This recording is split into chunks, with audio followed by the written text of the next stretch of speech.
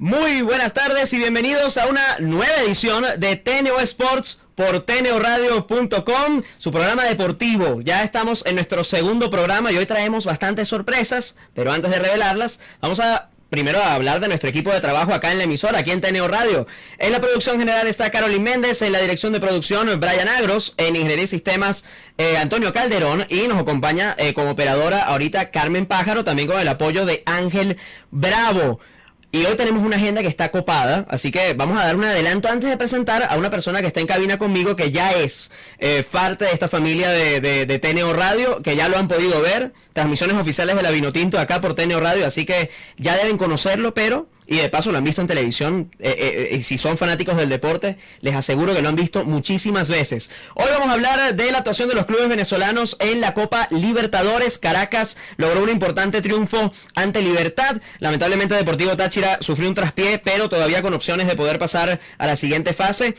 También tenemos que hablar de la UEFA Champions League, ya tenemos finalistas, y esta semana la acción estuvo impresionante y hay que hablar de ello. También tenemos noticias un poco más breves, pero que hay que decirlas. Tenemos final de la UEFA Europa League, tenemos un debut de un nuevo Grandes Liga venezolano, por supuesto en el mejor béisbol del mundo. Tenemos que hablar de la pelea de Saúl Canelo Álvarez, pelea el día de hoy. En este momento se está jugando una de las semifinales del Madrid Open entre Novak Djokovic y el español Carlos Alcaraz. También tenemos que hablar con todos ustedes de que los Seattle Sounders son los campeones de la Conca Champions. Jefferson Savarino fichó por el Real Salt Lake de la MLS. Todo esto y mucho más aquí en TNO Sports, y voy a presentar a la persona que está conmigo hoy en cabina, narrador de fútbol con vasta experiencia ya en el fútbol nacional y también con partidos de la selección e incluso con competiciones internacionales también en su haber. Me acompaña mi gran amigo Javier Rivera. ¿Cómo estás, Javi? Bienvenido a TNO Sports. Gracias, Juana, por tu invitación y también a toda la audiencia que está hasta ahora en TNO Radio, en TNO Sports, en este nuevo proyecto que además nace con toda la fuerza para darle también un espacio al deporte dentro de lo que es la primera radio visual de Venezuela. Así que simplemente, Juana, bueno, empecemos con la información porque, como dices, hay mucho de lo que ha pasado durante la semana. Así es, y para sacarle bastante provecho a lo que va a ser este primer bloque, empecemos con Copa Libertadores, porque tenemos que hablar de que el Caracas obtuvo un importante triunfo. De hecho, vamos a ver en un momento el gol de Samson Aquinyola, aquí lo podemos ver, que definió este partido del Caracas ante Libertad. Victoria importantísima que pone al Caracas en competencia. Bueno, a pesar de este grupo está bastante cerrado en realidad. Caracas incluso con este triunfo todavía está en la tercera posición, solamente por un tema de diferencia de goles con respecto al equipo boliviano de The Strongest. Libertad sigue siendo el líder de este grupo con 7 puntos, The Strongest tiene 5, está segundo. Caracas con la misma cantidad de puntos está en el tercer lugar hasta ahora yendo a Copa Sudamericana, y de último está Atlético Paranaense, que para mí no está nada descartado. Javi, cuéntanos tus impresiones sobre este partido de Caracas con Libertad. Bueno, primeramente era un partido que tenía obligación el conjunto del Caracas. Sabía que luego de lo que fue el calendario de la primera vuelta, en la cual tuvo que jugar 2 partidos fuera de casa, tenía apenas en ese momento 2 puntos. En los 2 encuentros siguientes como local, contra Libertad, el que acaba de pasar, y el de un par de semanas contra el conjunto de Die Strongest de Bolivia, se jugaba la Copa Libertadores. Pudo sacar el primer partido, sufrió bastante, sobre todo en la segunda mitad, pero finalmente un solo gol hizo la diferencia. El punto aquí es que Caracas ha ido creciendo poco a poco a lo largo de este año. Todavía no ha llegado a lo que quizás se espera de este equipo. Siempre se intenta medir lo que es el ciclo actual de Estífano con lo que hizo San Vicente, y es muy difícil, ¿no? Porque han cambiado algunos intérpretes, son 2 formas de trabajar que tienen puntos en común, pero más que todo puntos de distancia, y por ello, para Caracas, la recuperación ha sido gradual, y me parece que este ha sido un paso fundamental, y sobre todo que uno observa el entorno del Caracas, luego de este partido, en estos próximos días, fortalecido, con un ánimo muy arriba. De hecho, vamos a hablar un poco más adelante de que Caracas ya tiene una campaña pensando en el partido con Die Strongest, pero hablando del partido como tal, Caracas plantó cara contra el equipo que era puntero del grupo y le ganó, más allá de que en la segunda mitad, repito, sufrió, pero viene mejorando, y eso creo que es el punto clave de todo esto. Caracas ha dado un paso adelante y sigue vivo porque ha mejorado respecto a lo que fue el inicio de la Copa. De repente podríamos hablar de que el impulso lo tienen desde la victoria en el Clásico. Posiblemente, porque fue quizá un punto de quiebre, sobre todo porque en aquel momento todavía Estífano buscaba una alineación, y a partir de ese encuentro, pese a que no repite el mismo 11 de aquel día de hace unas cuantas semanas contra Táchira, sí ciertamente la forma de jugar, la estructura básica se mantiene, y eso uno entiende que de aquí en adelante le ha hecho mucho en provecho el conjunto de Caracas. Otro factor es que, recordemos, cuando arrancó la temporada, en el ámbito local, no tenía a los 2 africanos por suspensión, y eso le costó para poder engranar al equipo. Luego algunos de los fichajes no se han metido todavía en lo que es la dinámica del Caracas, Caracas ha tenido obstáculos en el camino. Y sobre todo este partido ante un rival que venía bien, que venía de ganarle al conjunto brasileño, que en Paraguay arrastra una racha importantísima. Ha perdido algunos partidos, pero es uno de los mejores equipos de Paraguay por hoy. Lucía como rival realmente difícil y Caracas lució a la altura, ganó el partido, pero es también un punto, Juan, y lo has visto seguramente a lo largo de la Copa, ¿no? Caracas, hoy por hoy, cuando se habla del Caracas, se habla de Quinyola, de Bonsucro, se habla de Baroja. Así es. Y esto quiere decir que Caracas todavía defensivamente no está del todo bien. Sí, cuando el portero es figura, definitivamente es lo que dices. Definitivamente hay que hacer algunos ajustes. De hecho, Baroja tuvo una tapada espectacular al minuto 80 que le saca un remate a Bogarín bastante bien ubicado. Y en el partido previo, antes de Strongets, protagónico, para que el resultado finalmente con ese gol ya hacia el ocaso del partido, pues pudiera ser el empate a un gol que se sacó en condición de visitante, ¿no?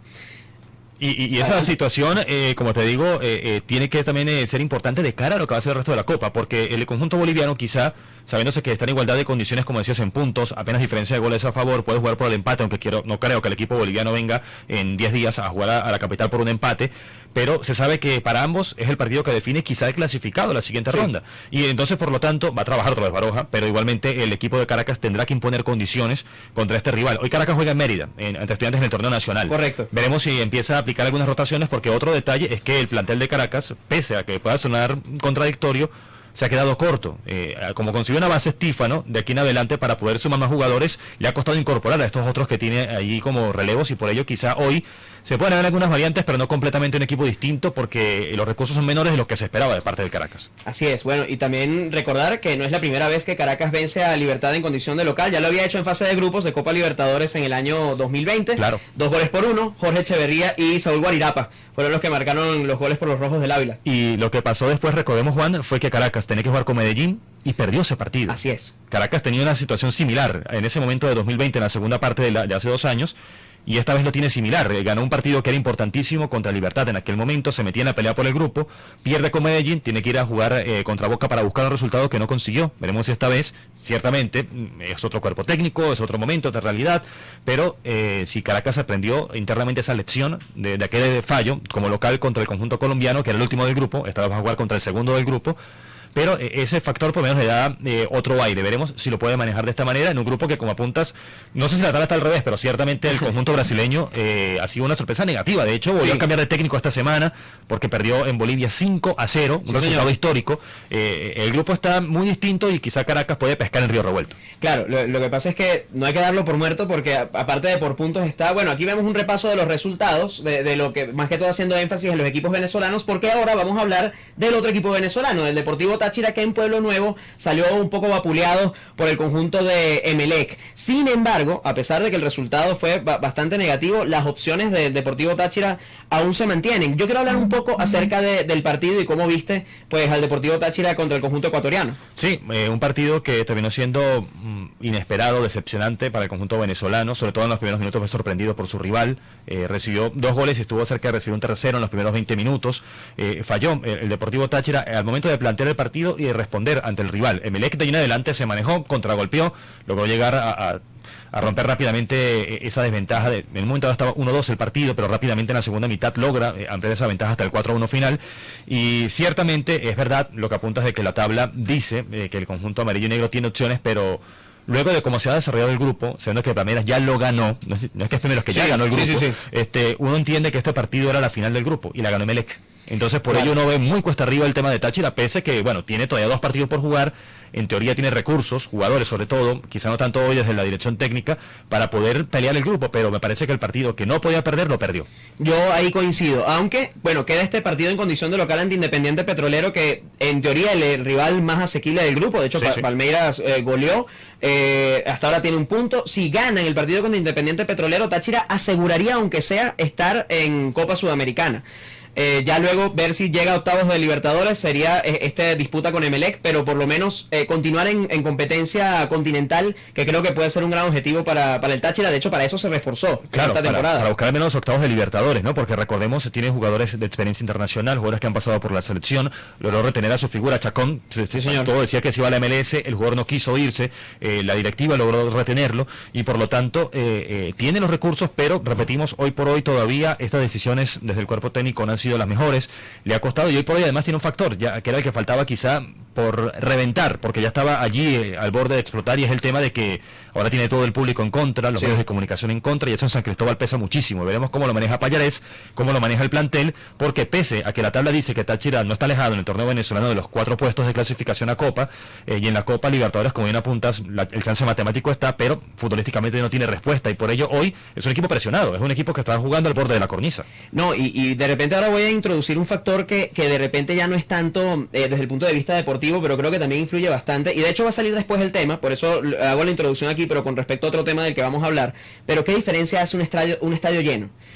Y jugar de local tiene que sentirse como de verdad ser local, ¿no? Y yo particularmente creo y he notado que ha faltado mucha presencia del fanático a nivel general dentro de lo que son las copas internacionales. Ciertamente con el fútbol, dependiendo de cuál sea el encuentro, hemos visto más o menos público, pero creo que tiene que haber un mayor nivel de involucramiento de las fanaticadas en los torneos internacionales. Claro, porque además, vamos a decirlo de una manera que quizá no pueda sonar un poco complaciente, ¿no? Pero ciertamente esto es un premio para ellos, de que los equipos lleguen a una Copa Internacional después del esfuerzo de todo un año, de ser campeón, subcampeón, clasificado a Copa o clasificado a Sudamericana. Se sabe que son 8 cupos, es bastante para el fútbol nacional, pero es el tema en toda Sudamérica, pero es un premio para el aficionado, es una oportunidad de un partido de lujo internacional, de ver figuras, de a sus jugadores verlos luchando contra los mejores de Sudamérica, y hoy por hoy hay muchas razones que van explicando la ausencia del público, ciertamente dentro del contexto del país, también tienen que ver, pero hay un distanciamiento del público como tal en nuestro país, en el territorio nacional, del espectáculo del fútbol venezolano, porque es muy contradictorio, Juan, que uno ve que cuando van los equipos nacionales, Caracas y Táchira en especial, a jugar afuera, el aficionado que vive fuera del país se acerca, hace el esfuerzo. Por colocar un ejemplo, digamos random, juega Caracas en Paraguay y llegan aficionados del Caracas desde Argentina, desde Uruguay, desde Chile, hacen el esfuerzo de recorrer Sudamérica para ir a ver el Caracas en Asunción. Ocurre igual con Táchira. En Guayaquil, cuando jugó Táchira, habían 2.000 personas siguiendo a Táchira, nada más en una tribuna para ellos, nada más full. Más gente de lo que por lo menos está metiendo en los partidos del torneo. Venezolanos que están allí, que van de Quito, que van de Cuenca, de La Tacunga, a verlos en Guayaquil. Entonces es un factor que está allí de esto, ¿no? Y decía en el caso del Caracas, porque el tema engloba a los 2 equipos, que nos comentaban desde el Caracas que, y bueno, de hecho ya está publicado en redes, han bajado el precio de entradas, vienen promociones, van a recorrer medios de comunicación, porque el Caracas va a intentar hacer, digámoslo, en el término publicitario, hacer ruido para que el público se acerque. Quizás están diciendo, bueno, quizás las razones deportivas no acercan al público, bueno, vamos a intentar hacer que haya un impacto en Caracas, del Caracas Fútbol Club, de aquí hasta la semana que viene, cuando venga el equipo boliviano, para que se acerque más público, porque es lo que viene a punta. El respaldo del público es clave en estas copas, la localidad pesa y el público es parte de eso. Me quedo con ese argumento y vamos a cerrar este primer segmento viendo la tabla de posiciones de la Copa Libertadores. Última imagen que vamos a ver antes de cerrar este primer segmento. Aquí lo vemos, nos concentramos en el grupo A y en el grupo B. En el grupo A, Palmeiras ya ganó el grupo, como decía Javi. Emelec está segundo con 5 puntos, Deportivo Táchira con 4, Sierra Independiente Petrolero con 1. El grupo B con Libertad liderándolo con 5, muy cerrado este grupo. De Strongest con 5, nada más por diferencia de goles encima del Caracas, y Atlético Paranaense aún no está eliminado, termina este grupo con 4 puntos. Vamos a nuestro primer corte de este programa del día de hoy, y al regresar vamos con UEFA Champions League. Ya volvemos.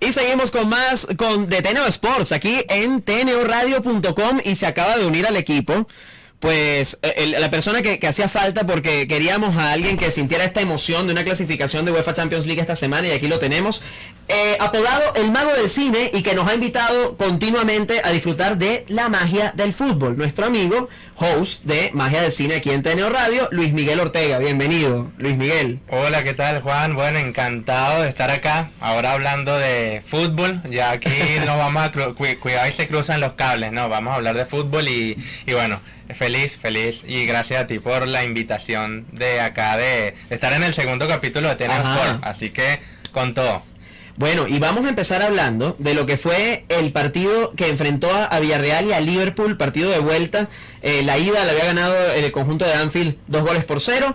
Y en la vuelta vimos un partido, o me dirán ustedes su opinión, pero vimos un partido prácticamente que parecieron dos partidos diferentes si vemos cada uno de los tiempos. Un primer tiempo con un Villarreal sólido, haciendo un partido prácticamente perfecto, y una segunda parte en donde el descalabro, que ahí es donde también quisiera también saber su opinión, porque yo no condeno tanto a Rulli, no tanto como lo han condenado otras personas, pero yo quiero saber su visión. Y el Liverpool regresa, lo gana también, gana los dos partidos, se mete en la final de la Champions. Sí, es verdad, ¿no? Uno observa dos partidos, lo que todavía a esta altura, ya ha pasado varios días después del partido y uno se sienta todavía quizá en algún punto a recordar algún detalle de ese encuentro, es si hubo exceso de confianza del Liverpool o en realidad Villarreal logró imponerse, porque en la segunda mitad Villarreal anímicamente decae. Algunos factores, los goles en contra, también la elección de Gerard Moreno, te cae anímicamente el Villarreal y no se levanta el Liverpool, hace lo que sabe ser un equipo grande, introduce variantes, presiona en la zona ofensiva, marca los 3 goles, remonta la serie y ratifica su clasificación. Pero en el primer tiempo, por lo menos la sensación inicial es que, bueno, el Liverpool le hacen un gol al minuto 3 y dice, bueno, me hicieron un gol, ya tengo una diferencia a mi favor, puedo manejar el partido, pese a que ellos golpearon, son capaces de golpearme. Y les pasa el primer tiempo, llega el gol al minuto 40, se empata la serie y el Liverpool todavía uno lo notaba como tranquilo, claro, luego ya llega el camerino, cambian las cosas, y allí en la segunda mitad es otro equipo, pero es cierto, el Villarreal fue superior, pero no sé hasta qué punto, porque lo permitió el Liverpool, pero en la segunda mitad el Liverpool impuso condiciones como se esperaba. Así es, bueno, y ya Carmen nos está apoyando con el recurso de la imagen, y las imágenes se quedaron muchísimo con Jerónimo Rulli. Yo en lo particular, a ver, si me ponen a ver los goles del Liverpool y me preguntan qué opino de la actuación de Rulli, bueno, efectivamente en algunas acciones pudo haber estado mejor. El primer gol fue un remate de frente, aunque violento, de frente, y al primer palo pudo haber hecho más. No condeno tanto el segundo gol, si supieras, pero fue porque fue un cabezazo a quemarropa.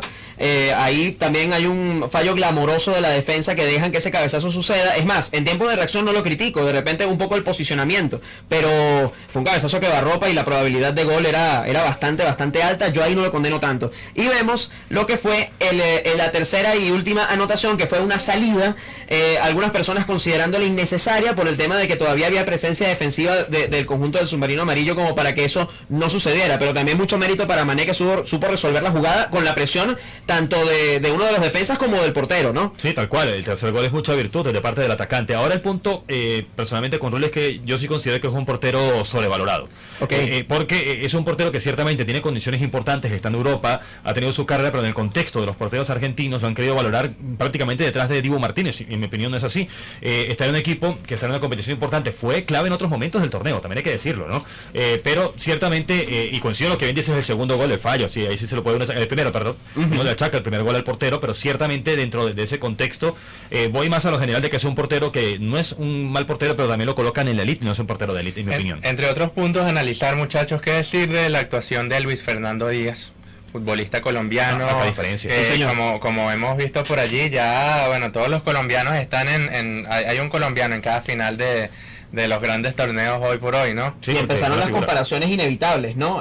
Las comparaciones sobre todo entre lo que es el nivel colectivo e individual de hoy por hoy en el fútbol colombiano, ¿no? O sea, individualmente vemos futbolistas en cada una de las finales, pero colectivamente pues ya sabemos lo que sucedió. Sí, dificultades internas, ¿no? Una selección que estaba quebrada por dentro, pero ciertamente uno se queda con un hecho de que la aparición de Luis Díaz es de un jugador irreverente, de un jugador que no tiene complejo ante el escenario, que enfrenta, que además se adapta muy bien. Es un jugador que podrá ser de origen humilde. Promedio de 6 años, ¿no? Sí, muy joven. Un jugador que empezó inclusive ya con cierta edad en el fútbol como tal. Pero digo, de origen muy modesto, quizá de pocas palabras, pero entiende muy bien el juego.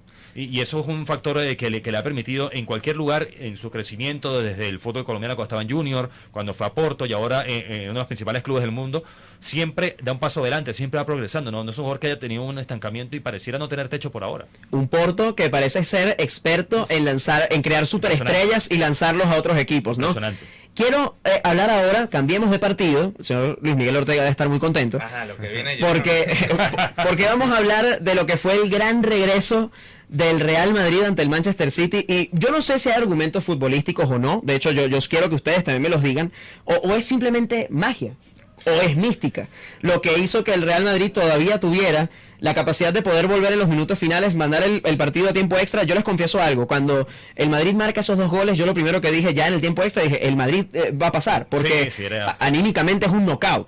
Sí, era irreversible, parecía a esa altura, ¿no? Pero Ciertamente el factor de anímico, del escenario, de la mística de este equipo, de la capacidad que tienen estos jugadores de levantarse, está allí, pero futbolísticamente, por lo menos en mi visión, hubo una explicación muy clara, ¿no? Ajá. Decidió arriesgar. En la segunda mitad, Ancelotti logra regresar a un 4-3-3 que le ha funcionado, y llegan con dos jugadas que son de pizarrón, y allí tiene un punto en contra el City, porque el City había cambiado para rematar el partido, casi lo logra con Grealish, pero le hacen dos goles. Bueno, no fueron calcados, pero con jugadas muy similares. Un centro buscando el cabezazo en el área o la jugada en el área. Y entonces, realmente, que un equipo de la jerarquía del City se coma dos goles así, también tiene parte de responsabilidad. Más allá del momento anímico del Madrid, te hacen dos goles que son en algún punto hasta evitables. Con un centro al área, goles muy básicos. Es que si nos vamos a lo que es el análisis del juego, vemos cómo el Madrid a eso fue lo que apostó, ¿no? Jugar por las bandas y centro. O sea, fue un juego de reacción sobre todo, y anímicamente por supuesto, pero a nivel también táctico fue un juego de centros, ¿no? Sí, y de esperar la propuesta del rival, intentar contrarrestar algunas cosas y ahí en adelante, como bien dices, apuntar, incluso a contraatacar si era necesario, pero a tener un juego quizá de resistencia y luego aprovechar la oportunidad, las pocas que le iban a caer. ¿Qué cambio hizo Rodrigo, no? Sí, sin duda. Influencia tuvo. Ahora, yo les quiero preguntar otra cosa, no quiero ser polémico, goles, se los se los prometo, no quiero ser polémico, de verdad que no, pero quiero hacer una pregunta. ¿Es falta de carácter del Manchester City? El Manchester City no puede ser campeón, no se lo cree, que realmente puede ganar la Champions. Pareciera que siempre le falta algo, ¿no? Porque, bueno, esta vez lo mató el Madrid, dicho coloquialmente que es un grande, pero anteriormente, pero con el Lyon, con el respeto que se merece este equipo, claro, con el Mónaco, el Tottenham que parecía que tenía todo para quedar eliminado en aquella Champions, llegó hasta la final, en el camino sacó al City, y en la final contra el Chelsea, murió de nada. El Chelsea tampoco fue que lo arrolló y le ganó en una jugada puntual, controló el partido, y el City, que tiene mejores jugadores que varios de estos equipos, no aparece. Sí, quizás sí es falta de carácter, que le falta algo más, que quizá también cuando tiene que cambiar su idea futbolística no lo logra. ¿Tú crees que va en lo colectivo, o sea, va en el juego, o hay equipo, ¿no? Porque eso mismo se le criticó al PSG, ¿no? Sí. Pero el PSG evidentemente, cuando uno analiza el juego, sabemos que es un equipo quebrado, o sea, no hay esa química. Esa química la tiene el Manchester City. Pareciera que para una forma especial de jugar, o específica, mejor dicho, de jugar, pareciera tenerla. Cuando tiene que cambiar, adaptarse a otras circunstancias, cuando tiene que, por ejemplo, renunciar a tener la pelota, renunciar a utilizar los espacios, presionar, de jugar otro tipo de fútbol más cercano a la garra, otro tipo de fútbol, no está habituado y no se adapta. Y entonces el Real Madrid, por ejemplo, que fue el rival más reciente de este conjunto en el ámbito europeo, sí tiene esa capacidad de no solamente ser un equipo que intenta ofrecer, que tiene también características futbolísticas, tiene un trabajo, pero cuando le toca echar mano de lo anímico, de buscar jugadas sacadas de alguna parte, lo puede hacer. Este sí te parece que no. Y entonces por ello la palabra que viene, dice Juan, de carácter, es lo que puede definir todo esto, porque le falta eso, de entender que no todos los partidos tienen un libreto que se va a desarrollar similar, sino que puede cambiar y que te puede exigir otras cosas, y en estos partidos importantes tienes que echar mano de cualquier cosa, porque son partidos que se ganan, se pueden jugar, pero se ganan más que todo. En la ida y en la vuelta contó con oportunidades suficientes el City para machacar, para marcar más goles. Sí. De los que marcó. Incluso me atrevo a rescatar la vuelta también, porque en el tiempo extra Fernandinho cerraba una jugada en el segundo palo, sí, que tampoco pudo. Ahora, fíjate, llegas Fernandinho. Ahora quiero uno de los últimos puntos para cerrar el bloque, y no sé qué opinen ustedes, pero yo soy un purista, o no sé si llamarlo conservador, o no sé cuál es la palabra correcta en este caso, pero ¿por qué se los digo? Yo creo que a este equipo le falta un killer de área. Y ojo, es mi opinión personal. Está un Gabriel Jesús, me lo podrían debatir, pero Gabriel Jesús es polivalente. Puede jugar también por los extremos, pero yo siento que hace falta un tipo que esté rondando el área y sea una amenaza constante. Bueno. Y Guardiola parece que lleva rato que no usa un jugador de ese estilo. Sí, como que si Guardiola no juega con el típico 9. Exactamente. No es el estilo. Exactamente. Pero esto regreso, ¿no? Hay partidos que quizás exige que tengas ese jugador allí. Exacto. Porque hizo el Madrid colgó los centros. Okay, Benzema no fue el que marcó los goles, pero los marcó otro delantero que también tiene gol como Rodrigo. Eso es lo que apunto. En teoría, ese jugador les llega en la segunda parte de año, que es Julián Álvarez. En teoría. Claro. ¿Lo va a utilizar de 9? Esa es la pregunta. También te puede jugar como hace Gabriel Jesús por afuera. Pero en teoría te estás llevando el mejor jugador de Sudamérica, que es un goleador, y para que sea esa solución ofensiva, quizá muy tarde, porque bueno, fue el acuerdo al que llegaron, ¿no? Que jugara la primera parte de la Libertadores, después se fue a jugar ya la segunda parte del año para llegar a tono al Mundial y ya adaptarse a lo que es el City. Pero ciertamente, en teoría, ese es el jugador solución. El tema es que no estuvo esta semana porque no está todavía en el plantel. Claro.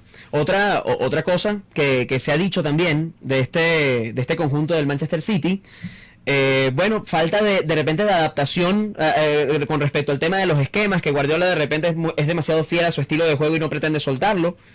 Puede ser, Porque vimos también un City que en muchos momentos del partido no dejaba respirar al Madrid tampoco. No, claro, o sea, claro. El Madrid estuvo gran parte del juego ahogado por la presión típica también de los equipos de Guardiola. No, es que en general de la serie, el City hizo una buena serie. El tema es que le faltó ese punto final. Por ejemplo, si arrancando la serie, en el partido de ida, en el primer tiempo, marcaba un gol más por lo menos, quizás estuviésemos hablando de un City contra Liverpool hoy.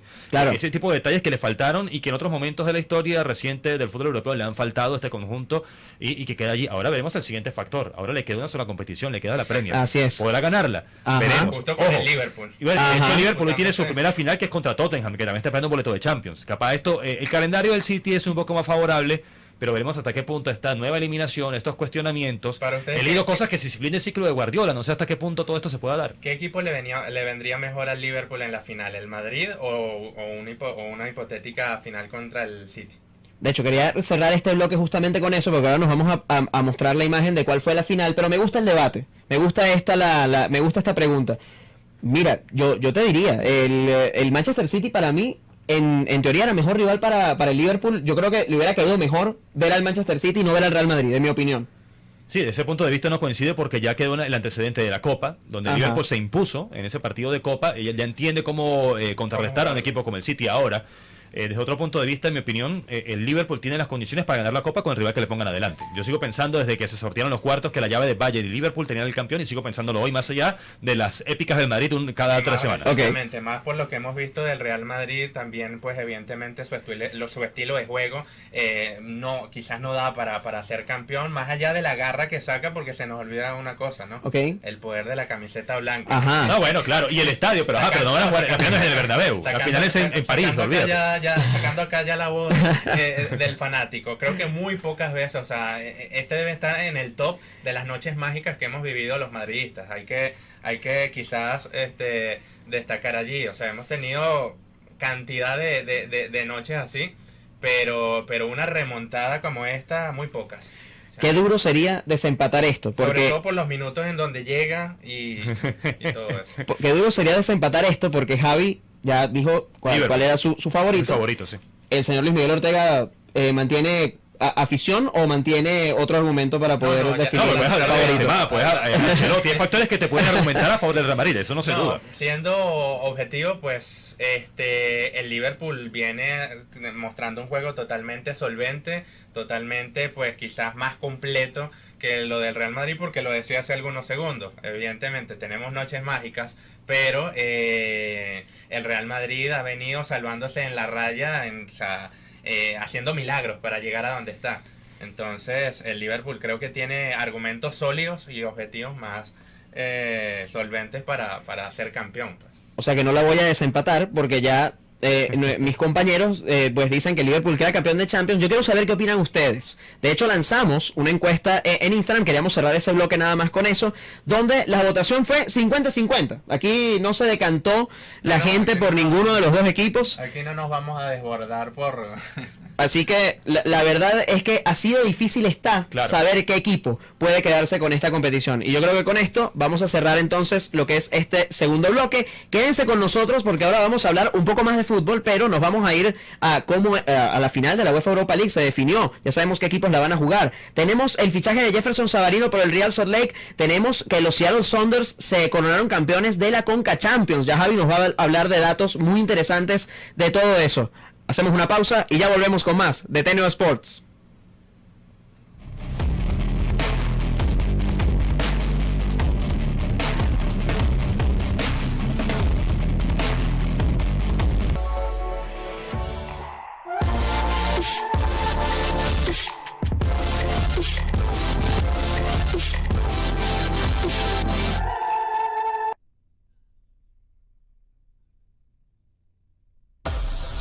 Expandiendo por el mundo con orgullo mi bandera. Este amor por Venezuela. TNO Radio. Dejando huella.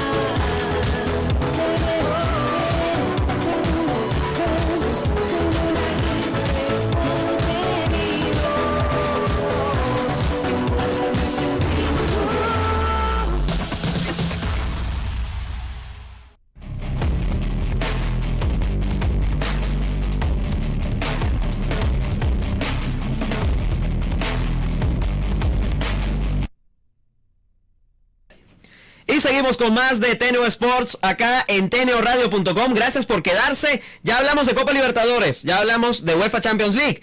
Ahora vamos con el hermano menor de la Champions, la UEFA Europa League. Tenemos finalistas. Llegaron el Rangers, que me llama muchísimo la atención, el conjunto escocés llegando a esta final, y el Eintracht Frankfurt, que viene también de una gran participación dentro de esta Copa. Muchachos, opiniones de cómo llegaron estos dos equipos, de cómo el Rangers saca al Red Bull Leipzig cuando se pensaba que iba a ser una final alemana, esta Europa League. Sí, tal cual, porque hay un favoritismo del conjunto del Leipzig, de hecho en general los que quedaban en vivos en el torneo, pero ciertamente es agradable que dentro del ámbito de Europa, sobre todo, donde todo pareciera estar tan cantado, que hay un grupo de grandes y que los demás no tienen mucho acceso a este tipo de definiciones, incluso los cupos europeos, que un conjunto con mucha historia, pero también con un pasado reciente tortuoso de recuperarse desde el fondo, ir a la cuarta división, llegar a la primera división, luchar contra la otra fuerza de Escocia, que es el Celtic, que empezaba otra vez a la igualdad de condiciones y llegar hasta una final europea. Pocas veces, no es que no haya ocurrido antes, pero pocas veces un equipo tuvo que jugar tantos partidos para llegar a una final europea, porque arrancó en la Champions, en las rondas previas, en las primeras rondas previas, quedó al borde de la Champions, se cae la Europa League, recorre desde el playoff de la Europa League, pasa a los grupos y llega hasta la final, ¿no? Es un recorrido extenso para un equipo que incluso cambió de técnico en el medio, que tiene, en cuanto a los nombres, no tiene tantos nombres propios, algunos que se han destacado en el torneo como tal, y es una historia que aquí sí uno deja un poco la objetividad de lado. Me gustaría que el Rangers gane la competición. Esto es de románticos, tal cual. Tal por cual. todo lo que ha hecho, por todo lo que ha hecho. Hace pocos meses volvió Walter Smith, que es un histórico, sí, señor, el último finalista europeo de ellos. Hay tantas cosas alrededor de la historia, Ibrox, lo que significó para el partido de vuelta, que uno espera que Tavernier y sus amigos, que me parece que era el torneo, terminen ganándose la Copa contra el Eintracht, que también tiene su historia, eliminó al Barcelona, que no es poco, tiene algunos elementos importantes, es un equipo que ha hecho una inversión también de buscar jugadores en los Balcanes, potenciarlos para el resto de Europa, pero me parece que desde ese punto de vista, entiendo que es una final alternativa, digamos, no muy común, ojalá el Rangers haga la diferencia. Tienen que ir a Sevilla en pocos días, es el 18, es la primera de las tres finales. Exactamente. Y bueno, veremos si el Rangers termina de completar la tarea luego de un año espectacular en el ámbito europeo. De hecho, aquí coincido plenamente contigo. Última final que jugó el Rangers en Europa, todavía esta copa se llamaba la Copa UEFA, y la perdieron ante el Zenit de San Petersburgo en el año 2008. Luego vendría posteriormente todo este tema de irse a la cuarta categoría del fútbol escocés. Ellos le llaman la Third Division, pero en realidad es la cuarta división.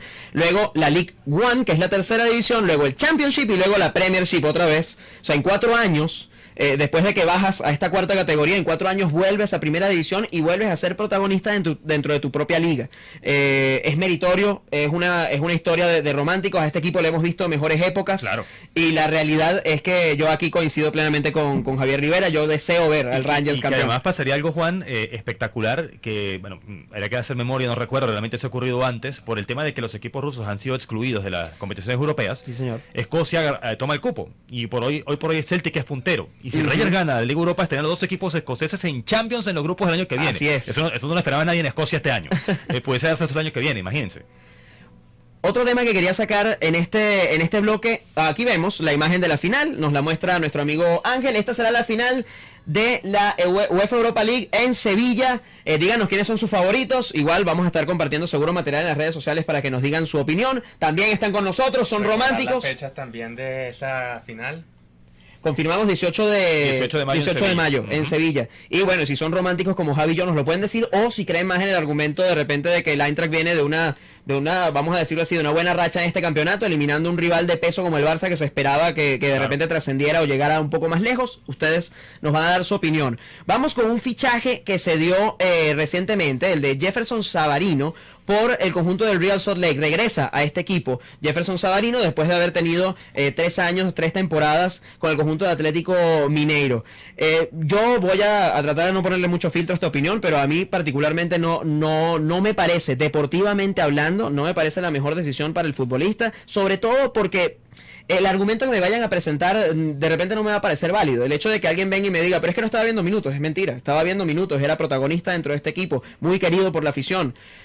Yo creo que aquí tendríamos que irnos a otros ámbitos, muy probablemente el económico, para poder hablar de por qué se está dando este fichaje, pero creo que futbolísticamente lamentablemente es un retroceso. Sí, estoy de acuerdo, porque ciertamente va a llegar un equipo que hoy por hoy no es uno de los más dominantes de la MLS. De hecho, en su momento, cuando Sabarino jugaba en Salt Lake, era la figura de un equipo de mucha juventud y en la cual él se impuso rápido rápidamente y lo llevó incluso a los playoffs, una época en donde el Salt Lake no tenía ese objetivo inicial. De hecho, cuando se va Savarino, llega Jason Ramírez desde el Deportivo Táchira Correcto. para seguir esa misma línea con Venezolano, siendo los conductores del juego, y no se dio. De hecho, Jason Ramírez regresa a Táchira, está jugando en la reserva. Eso es otra historia. Pero el detalle de Savarino, estoy de acuerdo, es un jugador que deportivamente hablando contaba en el equipo, no era titular, pero tenía minutos, venía de marcar ya 2 tantos arrancando la temporada en Brasil. El factor económico tuvo mucho peso, y también otro elemento, porque ya en la planificación, recordemos que ahora el técnico es Mohamed, argentino, Sí, señor. que tiene una visión muy general del fútbol sudamericano, incluso también del fútbol mexicano, porque trabajó y fue campeón allí, logró traerse para el segundo semestre del año a Cristian Pavón en Boca. Sí, señor. Y entonces el lugar de Savarino iba a quedar en duda porque iba a tener menos minutos aún, eso es verdad, en la segunda parte del año. Y al mismo tiempo, también en las proyecciones económicas, una de las fichas más caras del plantel era Savarino, y la oferta fue irrechazable. Cuando el conjunto del Salt Lake vende parte, porque ambos comparten los derechos del jugador, vende parte de los derechos a Atlético para que juegue allí, fue por $2 millones. Va a regresar por 2,5 al conjunto estadounidense. Es decir, Atlético Medellín ganó plata con este jugador al regresarlo ya. Ciertamente en lo deportivo coincido plenamente, un jugador que está buscando ganarse un lugar en la selección, un jugador que estaba buscando mantenerse en la principal liga de América, llega a un equipo hoy por hoy de segunda línea en Estados Unidos, es un paso atrás, pese a que va a jugar siempre, va a ser figura, capitán, va a hacer goles, pero para quizás, sobre todo su proyección de cara a la selección, de no tiene un lugar seguro, le puede costar, pese a que Peckerman mira la MLS, no la Claro. tiene como menos, pero le va a costar un poco más de lo que se puede decir para él. Para mí fue inevitable recordarme del caso de Soteldo. Ojo, no todas las historias son similares. Por esto no estamos diciendo que Savarino vaya a tener un mal momento Claro. en la MLS, nada que ver. De hecho, es muy probable que destaque, porque si era una figura en Brasil, pues aquí también lo va a lograr. Pero lo de Soteldo no fue por falta de calidad, fue por otros factores. No queremos que de repente Savarino caiga en ese mismo loop y se vea obligado a salir una vez más de la MLS a buscar otro destino y tratar de encontrar su fútbol nuevamente, Sí, ¿no? y otro elemento que al menos personalmente lo veo así, la MLS es una liga para desarrollar jugadores, sobre todo para los venezolanos que son jóvenes, van empezando una carrera, buscan un fútbol más organizado, con mejor trabajo en el día a día, en cuanto a la preparación personal, en cuanto a la preparación como atleta, y la MLS es ideal, pero un jugador como Savarino, que ya vivió esa etapa allí en Salt Lake y fue ahora sí para dar un paso durante su carrera, regresar a ese momento de un equipo que lo pueda desarrollar me parece que no es el correcto. De hecho, recordemos que el otro venezolano que está ahí es Córdoba, y Sergio Córdoba Correcto. llega allá porque no jugaba en Alemania, para Correcto. buscar minutos. Es una necesidad deportiva que él tiene por unos meses para tomar ritmo. No porque él le piense relanzar su carrera en Estados Unidos, sino que él dice, bueno, si juego en Estados Unidos me va bien, mi equipo en Alemania me pueda repescar, probablemente ya no en segunda, sino en primera, porque el equipo parece que se va a quedar a Augsburgo. Pero es otra realidad. En cambio, Savarino, es que es muy difícil no decir que no sea un paso atrás en lo deportivo para él. Así es. Y bueno, y quedándonos en la MLS, o en la MLS, ¿no? En el fútbol centro y norteamericano, tenemos que decir que el Seattle Sounders se coronó campeón de la Conca Champions y rompió esta sequía de los equipos estadounidenses ganando esta competición. Javi, cuéntanos. Sí, bueno, es la primera vez en el siglo, porque la última copa que ganó un equipo de MLS fue en 2000, y recordemos que más allá de que a muchos esto les pueda sonar raro, el siglo XXI arrancó el 1 de enero de 2001, no en el año 2000. Ajá. No, porque todos cuando estábamos muchachos, éramos unos niños, adolescentes, nos decían, no, el año 2000, que el día 2K se va a acabar el mundo, y que sobre todo nos decían, no, se acabó el siglo XXI, no, el siglo XXI empezó el 1 de enero de 2001. Entonces la última copa de campeones de CONCACAF, que se llamaba así, del año 2000, del siglo pasado, la ganó el Galaxy. De ahí en adelante la ganaron equipos o de Costa Rica o de México de 2005 para acá. Correcto. Entonces, por lo tanto, se rompe un techo histórico allí, pero hay un factor que también, sobre todo los defensores, y que también en nuestro país hay muchos de la MLS, decían como que ya se marcó el antes y el después y pasó en segundo plano el fútbol mexicano. Fue un hecho, que no es un accidente, pero fue un hecho de un equipo que lleva años trabajando, que lleva años apuntando a ganar este torneo, que tiene una base de jugadores, sobre todo también algunos latinoamericanos importante, y bueno, logró un éxito deportivo contra un conjunto mexicano de Pumas que falló en la final, realmente tuvo una Sí. final muy pobre, y sobre todo en la vuelta. Y entonces, por lo tanto, Seattle Sounders logró ganar este torneo. El tema es que apenas es la tercera vez en la historia que un equipo de lo que es la MLS, que tiene 25 años de historia, ganó este torneo. Y el anterior fue DC United, en el 98. Correcto. Lo dirigía Bruce Arena, que luego fue a la selección de Estados Unidos y llegó a cuarto de final del Mundial con Bruce Donovan, Arena. ganándole a México al equipo de Aguirre. Después le ganó a Vasco en la final interamericana, era un trabucazo, tenía, si no me falla la memoria, tenía a Echeverry, a Jaime Moreno. Ah, correcto. Esas eran las figuras de este equipo, eran los mejores jugadores de Sí, la liga, señor. era el mejor equipo de la MLS, y fue a CONCACAF y logró ganar. Era un hecho inédito en ese año 98, cuando apenas nacía la liga. Venían de salir apenas de la época de los churados, se recordarán que tenían que no eran ni Los penales. jurados, no eran los Claro. penales, ¿verdad que sí? Recordarán que Recuerdo. arrancó con 45 minutos hasta cero con el reloj en reversa. Había locuras de la- reglas estadounidenses, Claro, esas podría decirse, excentricidades, cosas que le claro. gustan en las ligas americanas, ¿no? Claro, exacto. Y entonces, dentro de ese contexto, Bruce Arena, un técnico de fútbol universitario que trabajó, logró armar una base con un equipo que hizo historia, ganó la primera Copa de CONCACAF para Estados Unidos en esa época. Y entonces estamos hablando de un fútbol de otro momento, de hace más de 20 años. Por ello, sí es ciertamente es inédito, pero me parece más que fue el éxito de un club y no una liga todavía. No sé si en el futuro se repetirá tan rápido, capaz sí, pero hoy no lo podemos saber, que la MLS vence otra vez a la Liga MX en mano a mano por el cupo, a lo que es la final de un mundial de clubes, si es que se da el año que viene.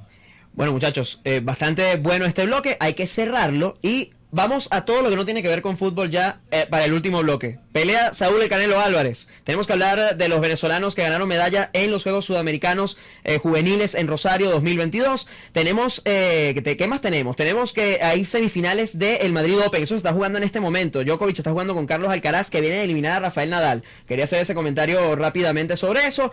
Tenemos Gran Premio de Miami de la Fórmula 1 el día de mañana y ya les contamos qué más tenemos preparado para ustedes en este último bloque de Teno Sports. Gracias por quedarse con nosotros, ya volvemos.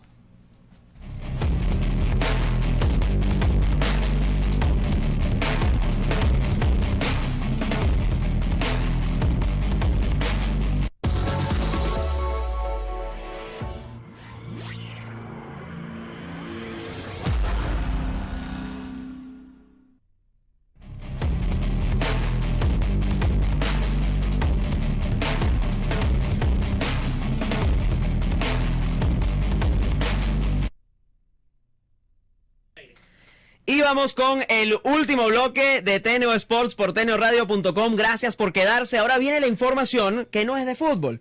Mucha gente esperando este bloque, por supuesto, y tenemos que hablar de muchísimos temas, empezando... Y si me permite, Ajá, disculpa, adelante, pues, adelante. Antes de, bueno, que darte la palabra, pues aprovechar también de enviar aquí un gran saludo a personas que están acá conectadas a Teneo Radio, acá con Teneo Sport, invitándolos a que interactúen con @TNO Sport. Erika Quintana, quien le envió un gran abrazo, nos dice, bueno, distribuyéndome entre la pantalla y TNO Radio, siguiendo el tenis, el Master 1000, y bueno, está muy pendiente de ese partido entre Alcaraz, que ayer, no, perdón, el Sí, partido Alcaraz que con Djokovic, con ¿no? Djokovic, que Ujú. le ganó ayer a Nadal, precisamente. Claro. Bueno, está muy activa con esto e interactuando por TNO Sport, así que pues un saludo a Erika.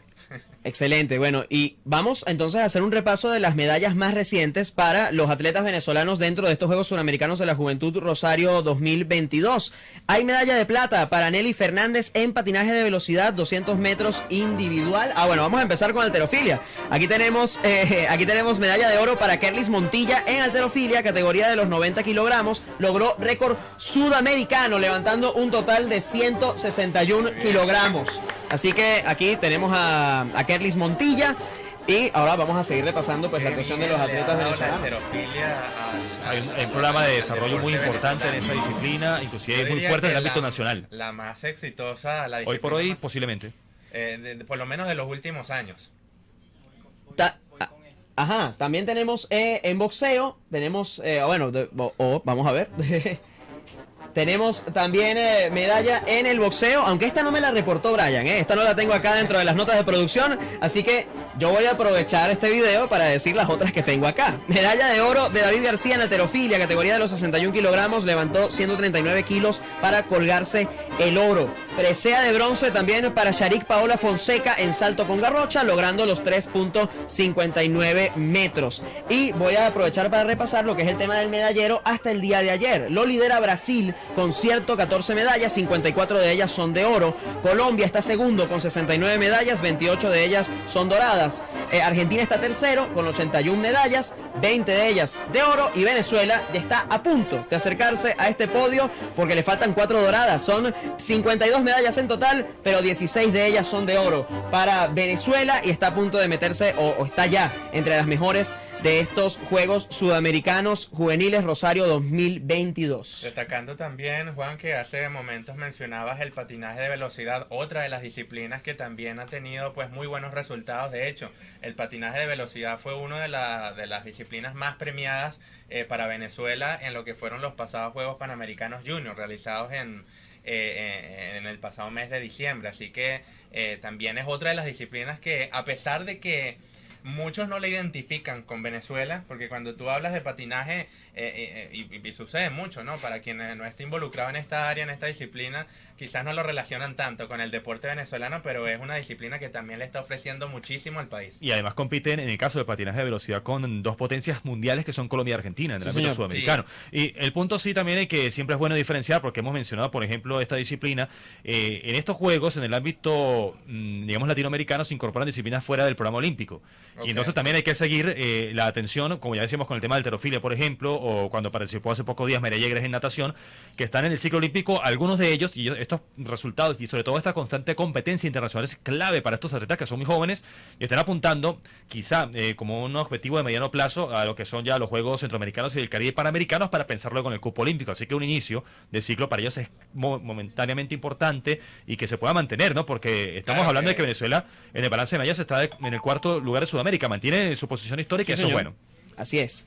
Vamos a cambiar de disciplina y nos vamos rápidamente al béisbol. Mucha gente que nos está pidiendo pues más contenido de Grandes Ligas. La temporada está muy joven, hay mucho contenido, pero destacamos al talento venezolano y queremos destacar el debut de Juan Yepes, jugador de los Cardenales de San Luis, que hizo su debut, y no fue un debut normal. Les voy a contar por qué. Normalmente cuando un pelotero debuta en Grandes Ligas, pega un sencillo, se guarda la pelota, normalmente. Suele ser un debut bastante modesto, pero no, este chico llegó, consumió 2 turnos, pegó 2 dobletes y no había un debut de esta manera en los Cardenales de San Luis en su historia. Primer jugador que debuta haciendo 2 dobletes en su primer partido. Esto fue en el juego del pasado miércoles ante los Reales de Kansas City. Y les tengo otro dato interesante.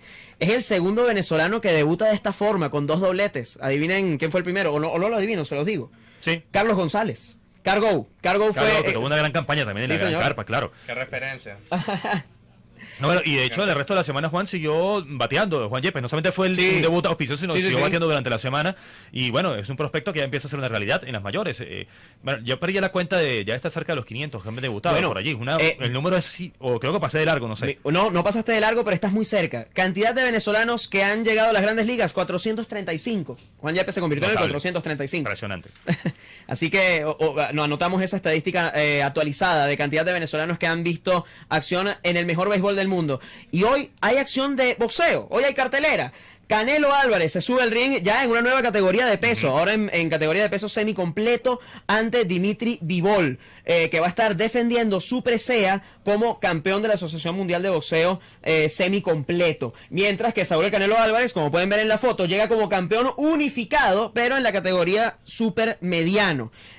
Colocó una cláusula de revancha el señor Bivol en caso de que gane Canelo el día de hoy, es decir, que tendrá que enfrentarlo hoy y estará obligado en caso de ganar a enfrentarlo de nuevo por una revancha por esta faja del título semicompleto de la Asociación Mundial de Boxeo. ¿Sabes qué es llamativo? Que sube de categoría y no le dio la revancha a Golovkin. Ajá, está escapando. Es que una de las cosas que yo me había traído en mis notas, y me encanta que lo rescates, porque está escapando de varios peleadores mientras más suba de peso, porque de paso el periodismo que hace seguimiento al boxeo ha estado diciendo que este es un primer paso para llegar luego a peso pesado. Sí, seguramente. Entonces, eventualmente, ¿de quiénes se escapa? Se escapa de Gennady Golovkin, se escapa de Erislandy Lara y se escapa del señor Sergey Kovalev.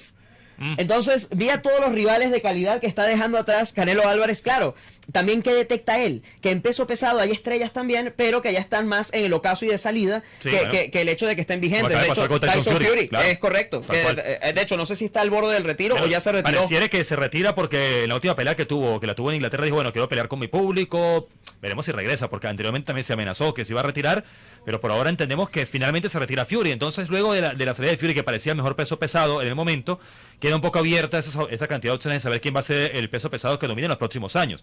Y en la categoría semipesado también, aparte de que ya Bivol tiene el título, está Beterbiev también allí, no parece rivales en el papel, a la altura del Canelo, en el papel, porque está subiendo categoría, y no es nada sencillo para cualquiera que sube, pero el papel pareciera que es un trámite que pueden este año y el siguiente poderlo manejar y tener unificados esos títulos o acercarse a esto. Bueno, yo quería hacer un comentario para cerrar este tema de la pelea, pero yo creo que Canelo, voy a hablar de Bivol, está viviendo un episodio bastante similar al que ya vivió Canelo en algún otro momento de su carrera. ¿Por qué lo digo?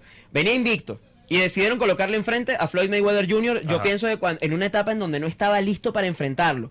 Que las comparaciones son muy odiosas, pero este es un escenario bastante similar. Bivol apenas va para su pelea número 20, ha ganado 19, 11 por la vía del knockout, pero tiene una carrera bastante joven y le vas a lanzar a un tipo experimentado como Saúl el Canelo Álvarez. Esto es un rompinvictos, por lo menos en el papel.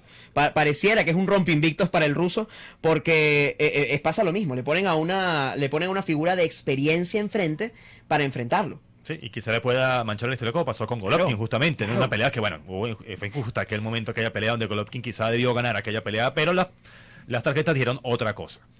Y ahora quiero hablar un poco de la NBA, porque hubo acción anoche, la noche del viernes. Los Philadelphia 76ers vencieron 99-76 al Miami Heat en la semifinal de conferencia del Este. No fue suficiente los 33 puntos que hizo Jimmy Butler y las 9 rebotes que capturó, casi ese doble-doble.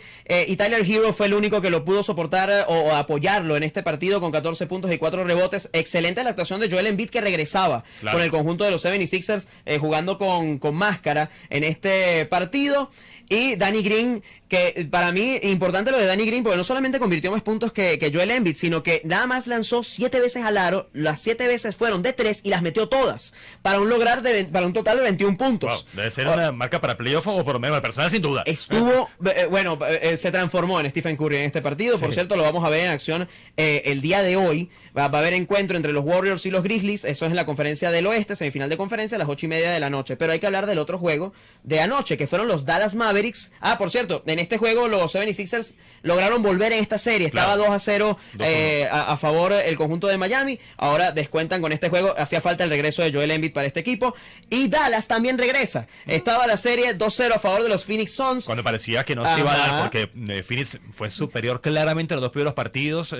Dejó en menos a Doncic. Bueno, esto por lo menos le da un poquito de aire, porque personalmente pensaba que lo despachaban los 4 partidos. ¿Y cuánto no se ha hablado de la falta de apoyo precisamente que tiene Luka Doncic dentro de este equipo de los Dallas Mavericks? Que se ha dicho, necesita un escudero, necesita una persona que lo apoye. Doncic convirtió 26 puntos, capturó 13 rebotes y se quedó a una asistencia del triple doble, 9 asistencias para él. Mientras que Jalen Brunson apareció como uno de los principales actores de reparto con 28 puntos, hizo más incluso que Doncic, capturó 4 rebotes y repartió 5 asistencias. Por los Suns, Jay Crowder con 19 puntos en actuación destacada, y no fue el mejor juego de Chris Paul. Pudo haber hecho un poco más el jugador experimentado, ya con 37 años de edad, pudo de repente haber influido un poco más en este encuentro. Descuentan también los Dallas Mavericks. Hoy hay acción a las 3:30 de la tarde, Milwaukee Bucks contra Boston Celtics, hora de Venezuela por supuesto, y como ya les estaba comentando antes, Golden State Warriors ante Memphis Grizzlies a las 8:30 de la noche. Y finalizamos con un poco de Fórmula 1, porque mañana es el Gran Premio de Miami. Y bueno, me contenta, y quería hacer el comentario final, de que la temporada comenzó de una manera bastante variada con respecto a temporadas anteriores, y no vemos a los Mercedes en la parte de arriba viendo de lejos a todos los demás. Ahora vemos a un Charles Leclerc que está punteando, que está en la primera posición de la tabla de pilotos, y a un Max Verstappen, el campeón defensor, que está ahí avisando también, y a Sergio el Checo Pérez. Va a estar bastante interesante porque Ferrari está ahí, Carlos Sainz está quinto, Hamilton está séptimo del torneo por el momento. Tal cual, y Ferrari renaciendo, al menos en este inicio del año. Cada carrera es como que para el gran público no puede decir, ¿será que se cae Ferrari? Pero por ahora pareciera que Ferrari va a luchar contra las otras 2 escuderías importantes, aparte de Mercedes, por supuesto, el tema de Red Bull, pero ver qué se puede en la Fórmula 1. Y también se confirmó ya la continuidad de la serie, ¿no? Ahora todo viene de la mano, porque saben que la Fórmula 1 tiene el repunte a partir de la serie, y ya confirmaron 5ª y 6ª temporada, si no me equivoco, es la cifra de las temporadas que van de la serie de la Fórmula 1. Así es. Bueno, y con esto tenemos que finalizar este grandioso segundo programa de TNO Sports, agradeciendo a Javier Rivera y a Luis Miguel Ortega por su participación en este programa. Tenemos que despedir con los créditos de la emisora. En la producción general está Carolyn Méndez, en la dirección de producción Brian Agros, en ingeniería y sistemas Antonio Calderón, estuvo Ángel Bravo como operador técnico con apoyo de Carmen Pájaro, y también la presencia de mi amigo Brian Agros. Muchísimas gracias por haber visto TNO Sports. Nos despedimos, y recuerden, todos los sábados a la 1 de la tarde con la mejor información deportiva y el análisis, que es lo más importante y el factor diferenciador de este espacio. Hagan deporte, cuídense mucho, chao chao.